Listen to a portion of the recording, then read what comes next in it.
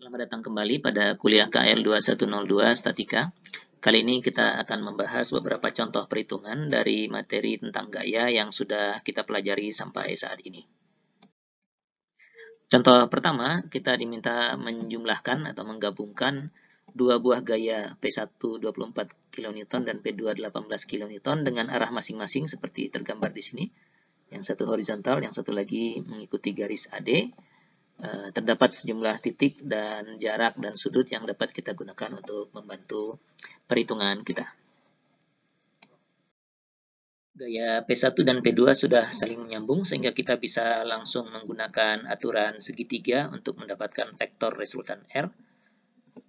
Demikian ya, dari awal P1 hingga ujung P2.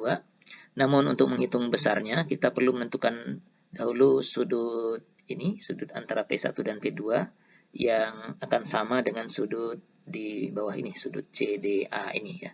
Kita namakan theta kedua-duanya dan nilainya dapat kita tentukan dari tinggi AB dan panjang BCD ini ya. Jadi tangan theta itu adalah AB, 300 dikalikan sinus 60 derajat dibagi dengan BD, 300 cos 60 derajat ditambah dengan 150 sehingga kita peroleh theta sebesar 40,9 derajat. Lalu kita bisa gunakan aturan kosinus. R itu adalah P1 kuadrat ditambah dengan P2 kuadrat, 18 kuadrat ini dikurangi dengan 2 P1 P2 kosinus theta yang baru saja kita peroleh. Dan kita dapatkan R sebesar 15,71 kN. Nah, untuk arahnya, misalnya sudut terhadap horizontal ini, kita harus uraikan dulu R ke arah sumbu X horizontal dan sumbu Y vertikal. Oleh karena itu, kita akan hitung bersama dengan alternatif perhitungan pada slide berikutnya.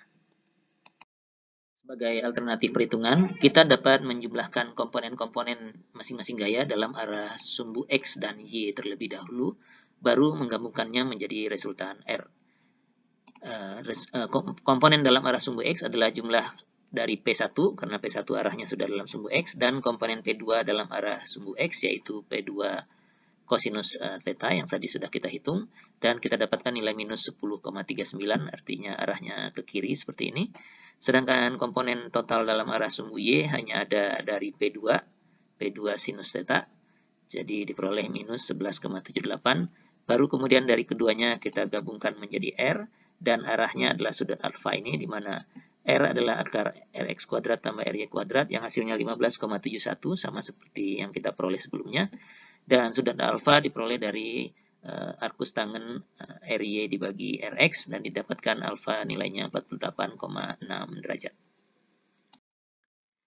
Pada contoh kedua, kita diminta menentukan komponen masing-masing gaya yang diberikan ini. Ada P1 yang ke kiri atas 800 Newton, P2 ke kanan atas 500 Newton, dan P3 600 Newton ke kanan bawah. Dengan arah masing-masing, ada yang ditentukan dari sudut terhadap horizontal, ada yang kemiringannya. Kemudian P3 ini dari kemiringan juga, tapi yang diberikan adalah jarak di antara titik-titik bantu di sini. Untuk gaya yang pertama, P1 sebesar 800 Newton dengan kemiringan 3:4 seperti tergambar ini, kita bisa gambarkan komponen dalam arah sumbu X dan sumbu Y dengan melengkapi jajaran genjang yang sejajar dengan sumbu X dan sumbu Y seperti ini, dan kita peroleh P1X adalah yang ini ke kiri dan P1Y ke atas seperti ini. Nah, besarnya kita bisa gunakan informasi dari kemiringan ini segitiga 3:4 dengan sisi miring 5, sehingga P1X mestinya adalah 4/5 dikalikan dengan besarnya P1, dan P1Y adalah 3/5 dikalikan dengan 800. Demikian, sehingga nilai masing-masing bisa kita peroleh. Untuk P2 yang besarnya 500 Newton, ada informasi sudut 40 derajat terhadap horizontal, sehingga kalau kita gambarkan komponen dari P2 seperti ini, P2X ke kanan dan P2Y ke atas, maka P2X adalah P2 kosinus 40 derajat dan P2Y adalah P2 sinus 40 derajat seperti ini. Lalu angkanya tinggal kita hitung dan kita dapatkan nilai-nilai seperti tertulis di sini. Untuk gaya yang ketiga, P3 sebesar 600 Newton, ada informasi jarak antara A dan B, horizontal itu 100 mm dan jarak vertikalnya 200 mm. Sehingga jarak miring dari A dan B kita bisa hitung adalah akar dari 100 kuadrat ditambah dengan 200 kuadrat. Dan informasi ini bisa kita gunakan untuk menentukan komponen dari P3 yang kita gambarkan seperti ini setelah jajaran genjangnya dilengkapi. P3X bisa dihitung dari 100 dibagi dengan akar dari 100 kuadrat tambah 200 kuadrat. Sedangkan P3Y nanti adalah 200 dibagi dengan akar dari 100 kuadrat tambah 200 kuadrat dikalikan dengan nilai P3 yang 600 Newton. Demikian ya. Lalu setelah angka-angka dihitung kita akan dapatkan 268 Newton P3X ke kanan dan 537 Newton itu P3Y dan arahnya ke bawah. Contoh ketiga, kita diminta menentukan komponen dari gaya F sebesar 30 kN ini terhadap sumbu A dan sumbu B yang posisinya relatif terhadap sumbu horizontal dan sumbu vertikal diberikan di sini. Jadi dari F ke sumbu A itu ada 50 derajat, sedangkan sisanya dari F ke vertikal ini tinggal 60 derajat karena 30 derajat sudah ada di sini. Jadi dari F ke B itu ada 80 derajat. Kita gambarkan kembali gaya F dengan sumbu A dan sumbu B dengan sudut yang tadi sudah kita dapatkan. Lalu kita lengkapkan jajaran genjang yang sejajar dengan sisi yang sejajar dengan sumbu B dan sumbu A agar kita dapatkan komponen FA dan FB demikian. Nah, kemudian untuk mencari besarnya FA dan FB kita perlu menentukan beberapa sudut yang lain. Kalau ini 80 derajat, mestinya yang di sebelah sini juga 80. Ini 50, yang di seberang sana juga 50, sehingga sudut yang lain bisa kita isi semua dengan nilai-nilai seperti ini. Lalu kita perhatikan kalau sudut segitiga ini adalah segitiga sama kaki karena ini 50 dan 50 derajat. Sehingga kalau F 30 kN maka FB juga mestinya 30 kN. Ya, ini kebetulan karena soalnya menghasilkan sudut sama kaki sehingga kita bisa langsung dapatkan nilai FB. Kemudian FA bisa kita dapatkan dari aturan sinus, perbandingan antara F dengan sinus 50 derajat di depannya harus sama dengan FA ini dibandingkan dengan sinus sudut 80 derajat yang ada di depannya. Dan kalau kita selesaikan ini akan mendapatkan FA sebesar 38,6 kN.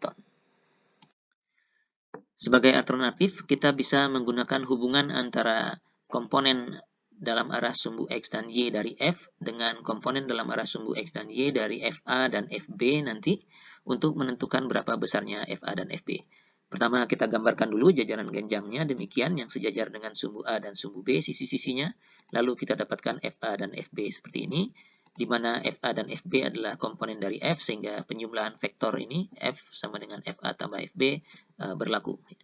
Nah, jika secara vektor seperti ini, maka secara komponen kita bisa tuliskan nanti bahwa Fx itu adalah Fax tambah Fbx, sedangkan Fy, komponen F dalam arah sumbu Y adalah Fay tambah Fby. Di gambar ini kita gambarkan masing-masing komponen.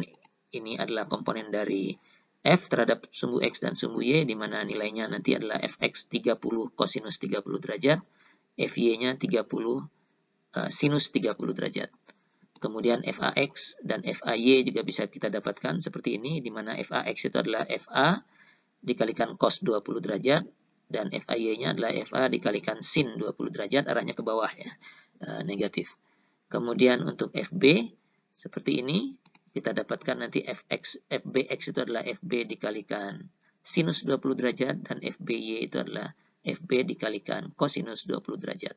Kemudian kita tuliskan hubungannya bahwa Fx sama dengan Fax tambah Fbx dan Fy sama dengan Fay tambah Fby. Kita dapatkan hubungan seperti ini dengan memasukkan nilai-nilai masing-masing. Kita punya dua persamaan di mana Fa dan Fb-nya belum diketahui. Dari kedua persamaan ini kita bisa akan dapatkan Fa dan Fb dengan substitusi atau dengan eliminasi. Kita akan dapatkan Fa sebesar 38,6 kN dan Fb sebesar 30 kN. Inilah besarnya komponen dari gaya F yang 30 kN ini pada sumbu A dan sumbu B.